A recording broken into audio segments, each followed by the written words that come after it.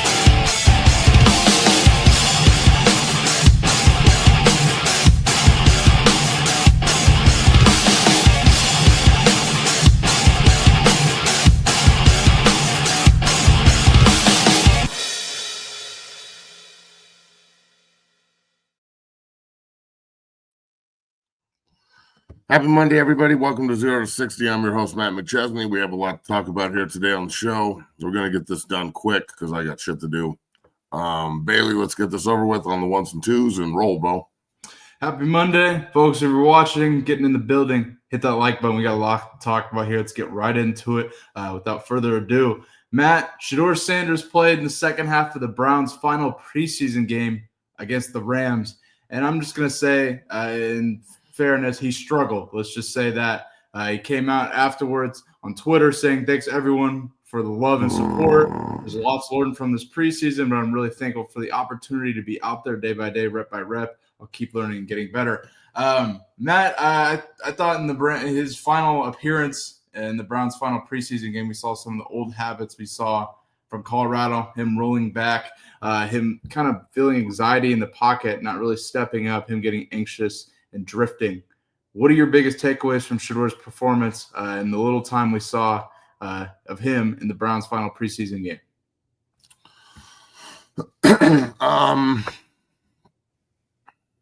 I thought everyone looked bad, including him.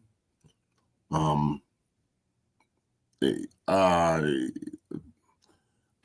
gotten to the point with the whole Shedeur thing and everything else where it's not productive to like really talk about it anymore, in my opinion. Like when the season starts and he doesn't play and he's on the sideline, I'm not fucking talking about this kid until he gets on the field again. Like, I'm not going to sit. Yeah, I'm just telling you that I'm not telling you, bro. I'm saying in general, what's the fucking point? Like at this point, it's like some fangirl shit, and I'm over it. So if Shedeur wants to be a starting quarterback in this league, he'll do what it takes wherever he plays to do that. I think that he needs to immerse himself in what it takes to be a successful professional quarterback, which is going to take more than one injury-plagued training camp. It may take some hardcore development and some hardcore internal, reflection to figure out what it's going to take to get over that bridge. It might take getting out of Cleveland. I'm not really sure. I don't know. I saw the old Shedeur from like 2 years ago rear his head, where he's drifting backwards and he's holding the ball and, he's getting really frustrated on the field, and he has every right to be, but what do you expect from the third preseason game? That's the game where after the starters come out, they're going to throw everybody else in to let them play because most of those guys' careers are over. Like the majority of the guys that got cut probably will never play again. So yeah, like he's going to be on the roster as the fourth quarterback because his name's Shedeur Sanders. And I'm not trying to be an asshole when I say this. if his name was Shedeur Jackson, he probably would be on the practice squad. And that's just a fact. So I think he needs to find the best quarterback whisperer out there, and he needs to humble himself and say, help me, and then do the work. And that's that. And then on the mental side of things, find somebody that can teach you protections. In the information age, ignorance is a choice. Find somebody that can teach you the protection game so you can articulate it to the offensive line and change protections and be more deliberate at the line of scrimmage. But again, all of the things I just said, I don't know if he'll ever be able to really show who he is in the preseason when he's getting 6 series instead of 4 quarters. So, it's part of Shedeur's greatness is his ability to improv and kind of do what he does on the field. He's got to be playing in order to do that. So I don't know if Cleveland likes him. I don't know if they want him around. It sure seems like they don't want him around at me, but I don't know if that's sabotage necessarily. Because I don't really understand this narrative of sabotage. I'm hearing RG3 and literally everybody that they don't want him. I don't think Kevin Stefanski wants him on the roster. I think he's being told to keep him on the roster by somebody else. You can't tell me Kevin Stefanski or the owner, but somebody's doing it. The owner came out and said he didn't pick him, so I would be shocked. I don't give a fuck what the owner said publicly. Behind closed, there's again, if you can't play the media like a fiddle in the NFL, you're not a fiddle player. So the media will literally run with anything you say. They will fucking take it like it's gold and run with it. So I would lie my fucking ass off to the media if I was a coach. Why? Why not? This isn't the Truth League. This is the National Football League. So I think Shedeur has an opportunity here over the next year to better himself as a football player and be ready for camp next year, or be ultra ready if he gets the opportunity to play this year, which still could easily happen. So, football's full of adversity and full of getting fucked right when you think you have it figured out. So, it is what it is. He'll either figure it out or he won't. And to be honest with you, no offense to you, Bailey, because this has nothing to do with you. I am done talking about Shedeur Sanders after today. I'm done. I'm not. Until he gets on the fucking field and he plays, I'm not talking about this shit anymore. Oh, I totally get it. And this is, I don't know if this conversation goes any further. The Browns named Flacco starter. Kenny Pickett stays on the roster. Shedeur battles with Gabriel throughout the whole year. I don't think there's going to be a headline that really comes out of it unless, Matt, you know how the mainstream media is going to be. It's going to be a conversation on ESPN probably every day. All the apologists needs to stop too. Like, we're far from Shedeur apologists. We're pretty critical about what we see. The apologists got to stop. The victim mentality. Let it fucking die down, and let's see if he can play and develop and do it like everybody else. I mean, just stop. Do I think he should have gotten an opportunity to run with the ones during camp after the first game? Yeah, I thought he deserved that opportunity. Did he get it? No, he didn't. Mm-hmm. That's what it is. It's over. Time to move on. I hope he does well in Cleveland, but I'm not talking about a fucking 4th-string quarterback. No, I get it. And I think the reason we're really discussing this is the pushback on social media, because this is really, Colorado Buffaloes Nation, Colorado Twitter split on this. You got different cats that we've had on this show beefing with cats. It's crazy going on Twitter. I just don't understand why everyone's like die hard about Shedeur. Like Sean King said it on JB's show this morning. Like, Shedeur isn't the first quarterback to fall in the draft or struggle in the preseason or play in the preseason or whatever. And Dwayne, why the change of heart after one bad game in 2 weeks? Because it was 2 fucking weeks ago. I do have a change of heart. It's called 2 weeks passed, and 2 games passed. One where he didn't play because he was hurt, and one that he was awful in. So I'm just saying that's why things changed. So again, I don't work for the Browns, and I don't make any of these decisions. I'm just sitting back giving my opinion. And I understand that that's going to really piss off a bunch of you fucking idiots in the comments and all the prime sexuals and shit. And I know you're going to get really offended. I don't give a fuck if you get offended. Suck my fucking dick. Let's move on. Let's move on. We'll see how the Browns quarterback situation plays out. They're keeping 4 on the roster. They cut Huntley over the weekend. So that leaves Shedeur battling with Gabriel throughout the season. But I think we got to stop with the victim mentality about Shedeur. I mean, I've never seen a reaction I've seen on social media about a player. It's insanity to me. And that's all I'll say on that. All right. Ban this fucking pussy. Goodbye, Avery. Okay. Suck a dick. Matt, let's go over. I want to talk about Shiloh here because Shiloh got into an incident and made a mistake, obviously. A really stupid one here. Ended up throwing a punch here in the Bucs' last preseason game against the Bills in front of a ref, too, which is just not a very smart move. He ends up getting released or waived by the Buccaneers, and that seems to be his time in Tampa Bay. What are your comments on that? Really, really, really dumb.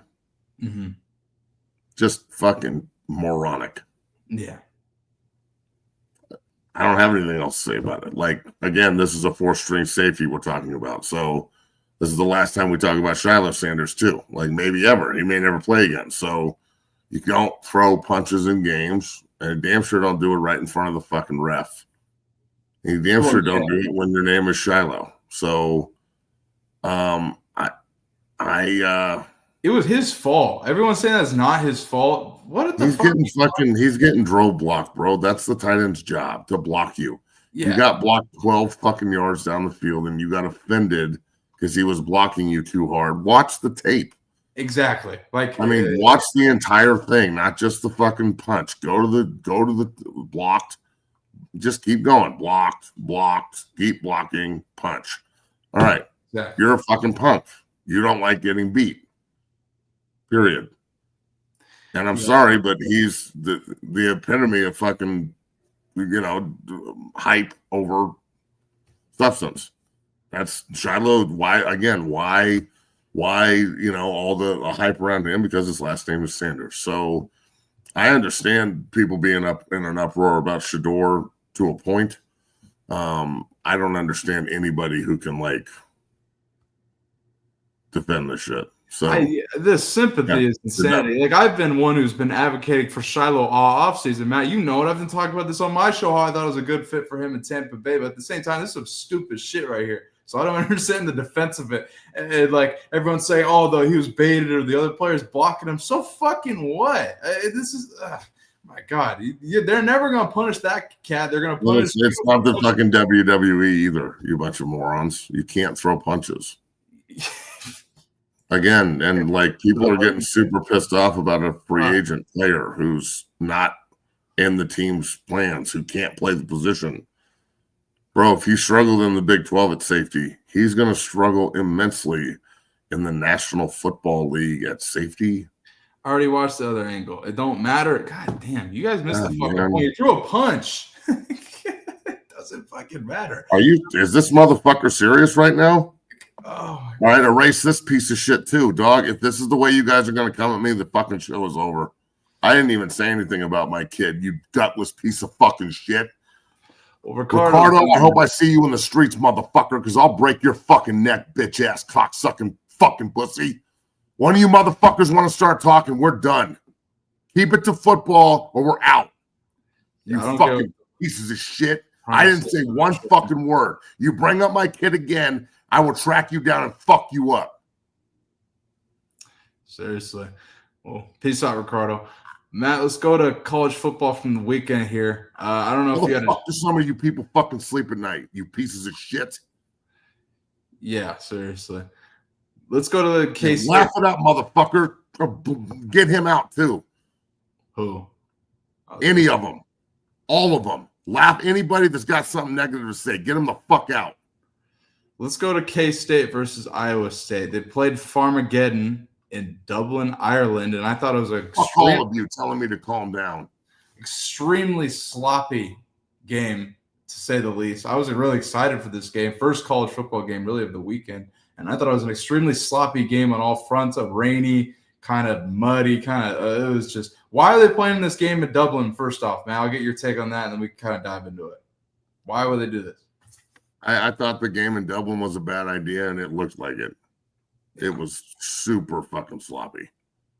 So, again, this game it's usually played like the second to last or last game of the season for these two in the last 15 years since the Big 12 changed. So, I thought it was extremely sloppy and uncool. And if I was the coaches, I'd be pissed that we had to play such a significant ranked matchup that is going to have massive implications for the Big 12 season in Dublin week 1. Like, I'm sorry, bro, but if I'm the fucking AD, if I'm Campbell or Kleinman, I'm yelling at my AD. Today. Like, who the fuck decided to schedule this stupid shit just for a bigger check? Seriously. And then you got a fucking, the dad and son fighting over the brother's performance or whatever. I can't even believe that. What is your reaction to that? That in every sense. So I thought Iowa State would win, but I mean, it's not like I feel good about it or anything. Who cares? Like, this is ugly. This is bad news. This is what football has become. Now you've got family members trying to kill each other because their opinions are probably different, or someone said something they didn't like. You got people who would just run off at the fucking mouth and say whatever they think they can say about people's families and people's situations and my son and God knows what else because it's football related. Right. Like, I'm sorry, bro, but there's a reason I don't like going to games. There's a reason I don't like being around all these fucking people. It's because fans are pieces of shit. Like, you're the lowest form of life form when you get a couple beers in you and you think you can just fucking spout out and say whatever the fuck you want about whatever the fuck you want. Seriously. It's unreal to me, dog. Like, no respect for the people on the field that do the job. Like, all the racist motherfuckers that rock all the black guys' jerseys and names and shit. I'm over it. It's becoming to the point where I'd much rather just sit in my house and watch the game, even if it's a big game. Like, why would I want to go be around all that negative shit all the time? I'm already this fucking close to strangling someone. So why do I want to put myself in a situation where I'm going to? Where, like, the dad and son are? I mean, good God, dog, what a terrible look. Don't worry, Matt. They issued an apology saying, "We sincerely apologize for our actions following yesterday's football game in Ireland." This was a couple days ago. I don't need your fucking respect, EF Nebraska. Fuck you and fuck the prime sexuals. Senseless bickering escalated into an unnecessary fight. We have resolved our differences and take full responsibility for our actions. We have apologized to our immediate and extended family, and now extend our apologies to Kansas State University, its alumni and fans. We regret this incident. Have learned from it. I'm not a fan. Again, please accept our deepest apologies. I can't believe they're making this statement, father and son combined. And Dwayne, I'm not a fan. Yeah, I mean, I'm not a fan. But good talk, Dwayne. Dwayne, are you serious? Oh my God! All right. Once you get an NFL pension, you're not a fan anymore, homie. But good talk. Well, you probably know more than I do, so just pile it on, Dwayne. Unbelievable. This is hilarious to me. Did you get a chance to catch any of the other games over the weekend? I know Kansas ended up blowing out Fresno, and I mean, I did not. JB's super high on Kansas. He thinks they can win the Big 12 and be a playoff team. I don't know if I'm that high on them, but they certainly look really, really good over the weekend. They're going to be good. Leopold's a hell of a coach. Yeah, and I think they had a down year last year. They severely underachieved last year. Yeah, they had. I mean, if you go look at their losses, how many of them were by one score less? Seriously, look, there's going to be a lot of cannibalism in the Big 12. I think that one week you're going to have a team go up, and then they're going to lose to somebody they're not supposed to. i.e., everybody thought K-State would win the opener. They lost to Iowa State. Iowa State could go back next week and lose to Northern Iowa for all we know if that's who they play. So, sure, yeah. It's a weird conference with weird rivalries, and I'm interested to see how it goes this year, to see if it flips like it did last year, so on and so forth. So, yeah, for sure. Shout out to Big Dog Chico. What up, my guy? Shout out to him for tuning in. Matt, we gotta get into some Colorado Buffaloes football coverage as it's game week finally. We've been waiting. It's been a long and hard off season, but we're finally here. Colorado takes on Georgia Tech on Friday. And, man, we got a lot to discuss on this front. How are you feeling as it's game week here and the offseason, the wait for Colorado football is over? I'm excited for Friday night. I mean, I was a lot more excited for Friday night before last Friday night, but I'm trying really hard not to absolutely despise the game of football with every cellular fucking bone in my body, but I'm excited about it. I think it'll be cool. I won't be at the game, but I'd like to think that it's in an 8:00 kick or a 6:30 kick. Probably 8:00, huh? 6 p.m. Mountain. 6 p.m. Okay, that's not awful. All right, will you get rid of this EF Nebraska motherfucker so he never watches the show again? I don't care if he's a member or not. Refund his $2.99 so he can go buy a condom as fuck his sister. Man, I think that Georgia Tech and Colorado is going to be a dogfight. I think both teams are in figure it out mode. I've heard both coaches consistently. I think both coaches consistently have used the media to kind of call their teams out. That's true. And it was probably needed. Especially Georgia Tech. Coach Key went the fuck off, dog. But I put it like this. I have watched Colorado immensely struggle with running quarterbacks under Coach Prime. And not just under Coach Prime, but under Coach Prime. That's true. Guys who can run.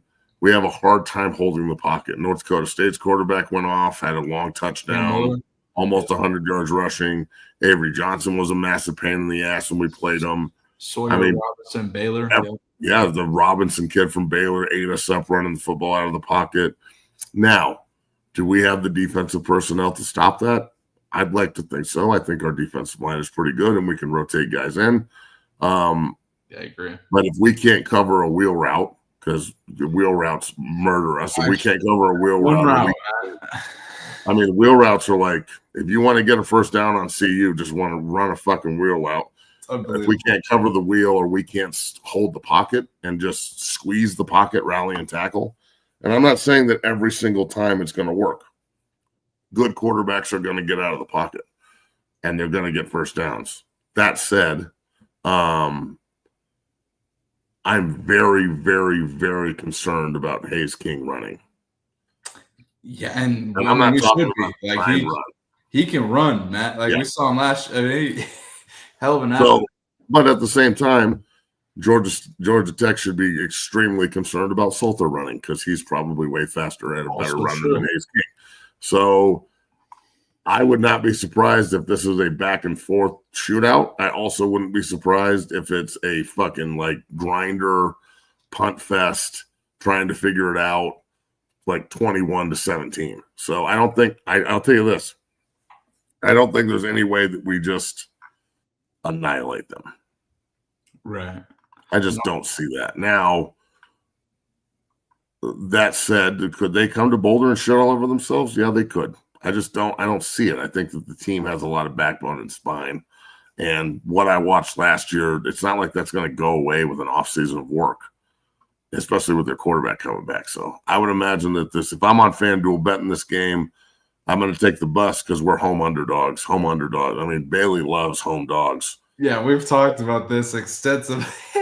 I will say this, though. The Georgia Tech offensive line last year was pretty veteran and pretty good, and they're replacing a lot of cats with young guys, not really with transfer portal guys. Yeah. And CU's offensive line last year was Okay, the first year the CU offensive line was the worst offensive line I think I've ever seen. Okay, last year the CU offensive line was bad, but better. Like they were average. They were like a D plus C minus, right? Yeah. As opposed to an F minus. So this year, I think the offensive line is veteran and big, and I really love the left side. I think Seaton and Hill are going to plow the road. So, and especially with that big bastard Atkins too, and Zane and all the tight ends they have, they got tight ends that are built like tackles. So they got, but again, I will say the same thing I said on our show last week. I've said it 15 times. I said it on JB's show this morning. Yeah, I went back on JB's show because he's my boy and that's what we do. So, I have a problem with that too. Have a problem with it. Take your problem, roll it up in a little ball and stick it up your ass. I think that now it's on Colorado and Coach Pat and Coach Falk and Coach Gerard and Coach Prime to run the ball. Please. Yes. Please just run the football. Just I don't care if it doesn't work. Run the ball. Yeah, you have we've broken this down all offseason. You have everything in place. You have the offensive line. You have the offensive line coaches. I think you have the backs. Even Dallin Hayden being hurt, I think I'm excited to see Welch. I'm also excited to see DeKalen Taylor, both in the run game and in the screen game, like we've discussed previously. You got Marshall Falk as your running back coach, Coach Gerard coaching the offensive line. What else do you want? I think you have to lean into the running game, especially to take the pressure off Caden Salter in his first start for CU. I think it's essential, man. Well, look, it's a choice. Do I think they should run? If they're 40 carries in and they're going for 2 yards a pop, do I think they should keep running the ball? No, I don't. I think we should just line up and punt at that point. But I don't see how that happens as long as the backs hit the hole. And when you have good people up front, you can run the ball. So, hopefully everybody can stay healthy, and it is what it is. For sure. And this show is brought to you by FanDuel. Right now, Colorado is 4.5-point underdogs at home. I would take that number, dude. Fuck yeah. Anything over 3, I'd like to really look at. And the total is 52.5. I lean under all day long in a game like this. I think it's going to be a trench fest, run the ball, defensive. What's the plus? What do you mean? Well, they're 52.5. Okay, but what's the plus on Colorado to win? Oh, Colorado plus 162 for CU to win, money line. So some value. Okay. Well, we'll really dive into our picks later in the week, but right now I really like the under in this game. The more I think about it, I think both teams will lean in the run game heavy. But we'll can't wait for that game on Friday. We'll dive into more betting here as the week goes on. Good first half of the show here if you're watching. All the chat's been wild here. I had to ban some of you because you guys are talking crazy, but we appreciate all the support. If you're watching, go ahead and hit that like button, subscribe, become a member of the Dungeon family today. When we come back, we got some funny shit to discuss, including WNBA news. That's an interesting development. I can't wait to react to with Matt. Hey, Jam, too, we don't decide who gets thrown out of preseason games. We're just reacting. And if the tight end threw a punch, too, he got away with it. And exactly. So what do you want us to do about it? You want us to write a letter? Like, how dare you fucking tell Shiloh that he can't make Tampa Bay? He's my favorite player. Fucking get over it. Yeah, and I literally said this 10 minutes ago. They're gonna call that Shiloh who retaliated. They ain't gonna throw it at that cat. That's just the truth. Well, when we come back, we're also gonna discuss an interesting list regarding FanDuel. Is because tomorrow, Matt, it's really Futures Day, so a lot of stuff going down on this show, and it's brought to you by FanDuel. We also have to discuss the Micah Parsons situation in Dallas, and that and so much more. Matt, we'll see you guys on the other side here. Hit that like button, subscribe, and become a member of the Dungeon family today.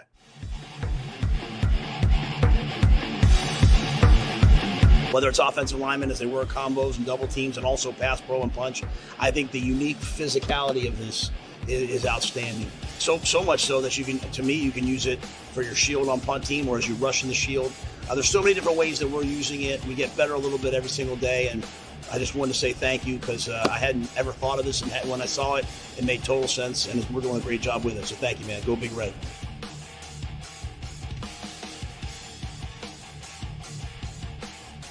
what this has done for us is it's allowed us to, because of the surface area, because of its firm nature, I can still strike against another player and have to use that punch just like you do on a sled.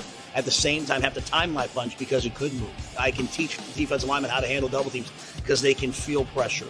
We can simulate contact in a safe environment in non-contact times because of this unique bag.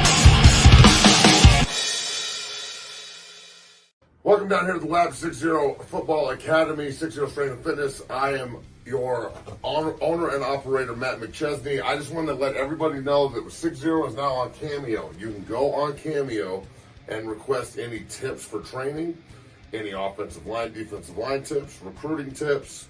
I get so many inquiries in my inbox on a daily basis about tips and can you look at my film and can you do this? Can you break down something for me? I'd love to. All right? It's like the Joker said, my man, right here. If you're good at something, never do it for free. So Cameo is now your bridge to 60 Football Academy. Go in, request what you want, tips, suggestions, recruiting, film, and we will make sure that you get the absolute best from the best. So check out 60 on Cameo at 60 Academy. Cameo, 60 Academy. Cameo, 60 Academy.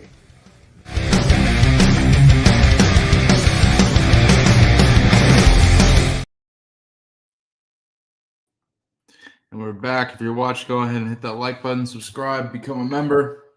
Matt, we're going to go over to Fort Collins here and discuss the university, or Colorado State University here, because they have some interesting shit going on here. So I'm going to guess this is like student, I don't know, the welcome meeting or whatever, the first meeting you go when you get to the school. And they got some interesting shit going on trying to do 2 claps and a Ric Flair, and it did not go as planned. I figure we discuss this and get an update on how Colorado State's doing, since we just love discussing them on this show. Take a listen. 2 claps and a Ric Flair, and then you will sit there and go, boom, boom. And now we sit 2 claps and a Ric Flair. All right, we got it. Go.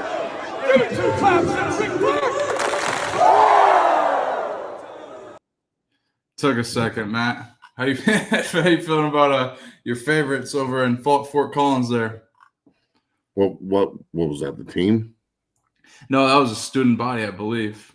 Yeah, man, you got to get them excited about something. Yeah. Once the football season starts, they're not going to be as excited. Although, I take that back. I think they're going to be pretty good. Really? So I want to get a little preview on CSU. What are you expecting? I think they're gonna win the Mountain West. Okay. That would be good for them. Norvell's a great coach, and maybe they can pull a Boise State and sneak into the playoff. Who would have thought that maybe CSU makes the playoff before CU? But it's a much easier road too. Let's be real, the Mountain West is not a gauntlet of like superstar football teams or anything. No, it's not. Mountain West is dog shit. So they could easily win the Mountain West. This is what Norvell does. He dominates weaker conferences. Yeah, and if you're in a weaker conference, you're supposed to dominate it. So good. Sonny Lubick dominated the fucking WAC for 50 years, however long, So it's what it is. If you're in a weaker conference and you have a good football team, then you'll probably win some games. But I'd like to think that Air Force will be back and a really good 10-win team again. They usually don't fall off for too long. Mm-hmm. I'm sure Boise would be formidable. I agree. They got to play Washington State and Oregon State. Washington State and Oregon State play each other twice. Washington State's got a hell of a quarterback over there too. Yeah, so we'll see. For sure. Well, it's time to discuss the WNBA, because just more things that I can't believe that are real keep happening in the WNBA. WNBA players are complaining about having to play back-to-back games, and really are complaining about the overall schedule of the WNBA. Matt, take a listen to Phoenix Mercury star Satu Sabali talking about this here. Take a listen. Terrible. That's my only comment on it. It's like they don't care about player safety. It's like they don't care about scheduling or whatever. And, yeah, of course we don't care. That one time in the beginning of of the season, and I know people always love to come and say, oh, you guys want to get paid more, you guys need to play all these games, but at some point there's a sports science to it. And, All right, stop. I don't need to hear any more of this bitch talk. How many games do they actually play? I have no idea. Let me look up a WNBA. Length of season, they play 44 games. They played 44 total games, and she's complaining about back-to-backs? Yeah. Well, I mean, I don't know. It seems to me that there's like educated women in the WNBA, maybe. Some. But like a lot of them went to college and shit, which would insinuate that you're educated. Sure. I don't understand why they can't look at a spreadsheet and they don't understand the economics of this. Like you have to play like 3 back-to-backs. You play 44 games.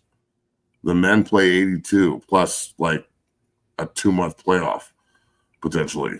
And this is another thing about this. The men make money because people give a fuck and want to watch. The women don't make any money because no one gives a fuck because you guys suck. And then they denied the raise. Yeah. And then you didn't want the raise, and now you want more time off. So you want more time off and you want to make more money, but your product is dog shit and no one cares. And eventually the Caitlin Clark and what's old Mason convention's name? What's her name? It's about Angel Reese. Yeah, Angel Reese. The shine will wear off of both of them, and you guys won't have. And like the other chick won't. She got hurt, so she can't shake her ass anymore on Instagram to get views. Paige, whatever her name was. Sophie Cunningham. Yeah, Sophie Cunningham. And so now all that will go away, and it'll go back like it was, where you can't name me 3 WNBA players, and no one gives a shit. So. But again, I'm sure that there's like WNBA sexuals in here too that, if you say anything negative, it's. I don't know. Well, yeah, I think that the WNBA needs to do a wake up call on, like maybe bring the commissioner in and sit everyone down and go, will you stop fucking putting clips out like this? You're making us sound worse than we already look. You kill me. I don't disagree with you. You're 100% right. It's just hilarious that this is a real thing. I think it's funny that they complained about wages and they were offered actually 4 times more than what they were making. Who said no? Turned it down. Sounds like Micah Parsons. It does. Hey, bitches will be bitches. Let's talk about Micah Parsons. What do you think about Micah Parsons? I think it's time for Dallas to trade Micah Parsons. Matt, I think it's time. Personally, I don't understand the antics. I think I think that he'll ultimately sign with Dallas, but at the same time, I don't know if do you think he's worth $40 million like Myles Garrett? I don't compare them the same. Well, the salary cap keeps going up, and it seems to me that you can sign pretty much all your players these days. Do I think that Dallas could sign him? Yes. Do I think they should sign him? Yes. Other than him and Diggs, can you name Bland? Can you name me anybody else on defense? For Dallas? Without looking at the roster, can you name me more? Smith, tackle. He's awful, by the way. You only know him because he went first round. He is terrible. You know he is, too. He's fucking awful.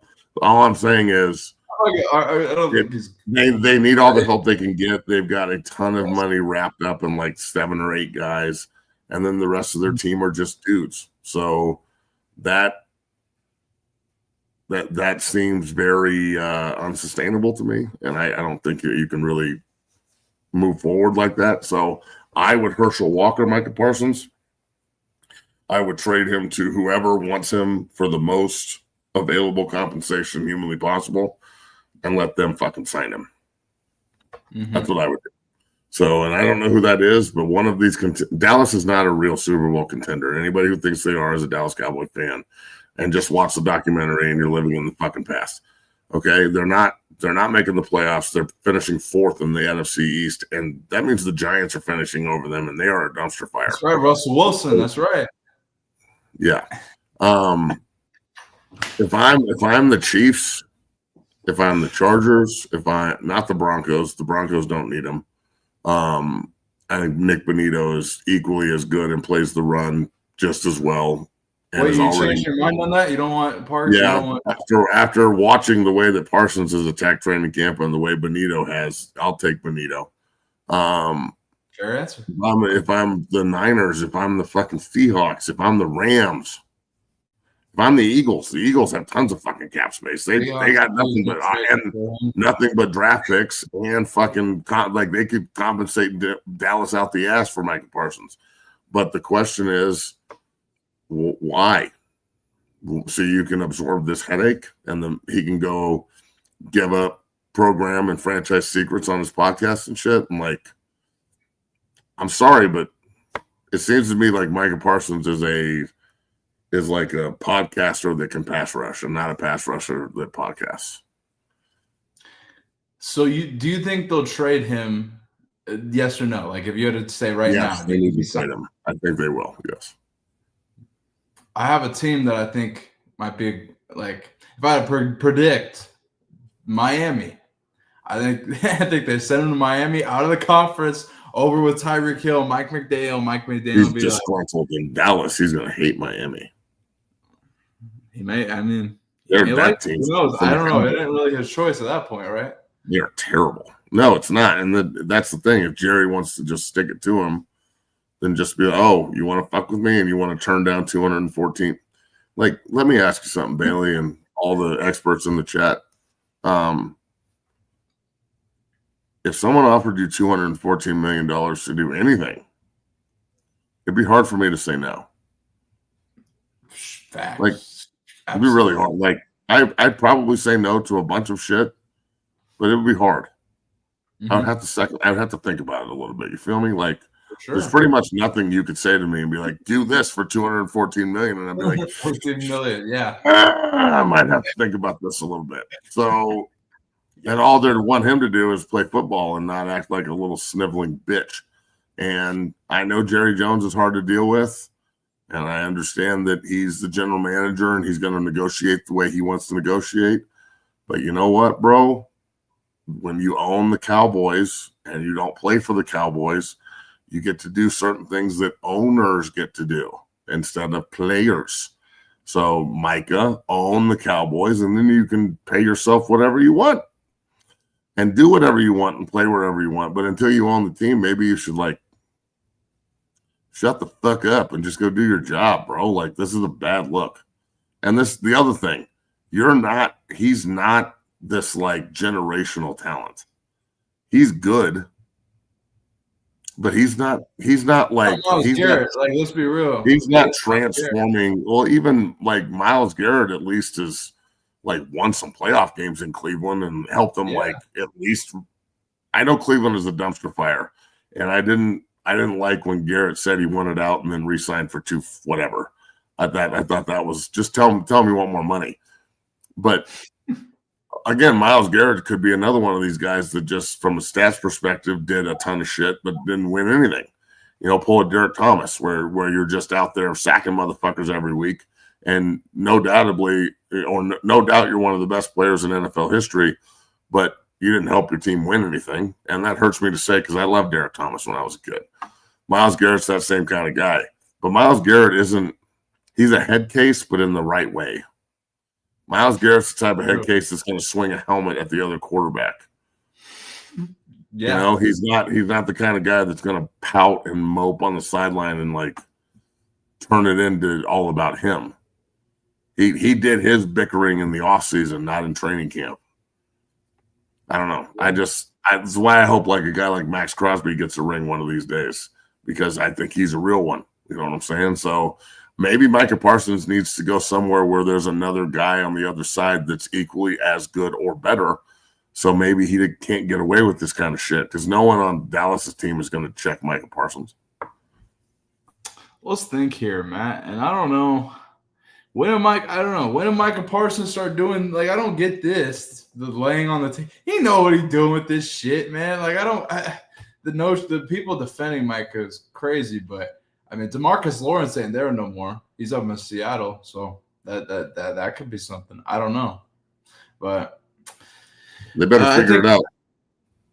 That Jerry Jones better figure it out with Micah, or else I think they'll probably trade him. But it seems like I'll tell you what, I don't want him to go anywhere in the AFC West. That's fair. That's fair. You put him on the other side of Khalil Mack, that's a problem. You put him on the other side of Max Crosby, that's a problem. And you put him on the other side of Chris Jones and the Greek in Kansas City, and that's probably a problem too. Exactly. Well, we'll see. If history repeats itself, he'll probably sign with the Cowboys in the middle of the season. How about the Bengals? Like, why not just go trade Hendrickson? Go trade Hendrickson for Micah Parsons right now, straight. Would you do that though? Well, I don't know. I personally would rather have Hendrickson, but what I'm saying is, Me too. That's what I'm saying. I wouldn't do that at all. That's what I'm like. Or re-sign Trey and trade for Parsons, and give up a bunch of draft picks. Having both of them, yeah. I'm like, trade your first rounder this year that doesn't want to be there. The guy who won't sign his contract. Oh, Shamar. Yeah, I mean, shit. Trade like a second rounder for Parsons. You get all three of them. Shoot. Here, you want to hear a really good answer? What's the best team fit for Shedeur? The Browns. Yeah, because that's the team he's on. Stop apologizing for the kid. We're not talking about a fifth-round backup quarterback anymore. If he gets into games and everything starts going this way, we'll start talking about it again, but I am not giving any more breath to this. So all the super fans, buy your jersey, sit there, wish in one hand and shit in the other one and see which one fills up faster. Keep in mind you're talking about the turds, so good guess. And then if he gets on the field, we will evaluate it, but we're done talking about the Sanders brothers. Absolutely. And that concludes Monday here on 0 to 60. If you're watching, go ahead and hit that like button, subscribe, become a member of the Dungeon family. Today we'll be back tomorrow covering all things Colorado Buffaloes football and really previewing Colorado versus Georgia Tech, kind of on top of what we've done today, diving into it, giving our keys to victory for Colorado on the offensive and defensive side of the ball here. Brent Key came out and discussed Coach Livingston and Colorado on the defensive side of the ball, so we're going to react to those comments tomorrow. That and so much more. Matt, any closing thoughts before we get out of here on this Monday? No, man. Have a good day. Have a good day, folks. Hit that like button, subscribe, become a member. Go Buffs. Peace.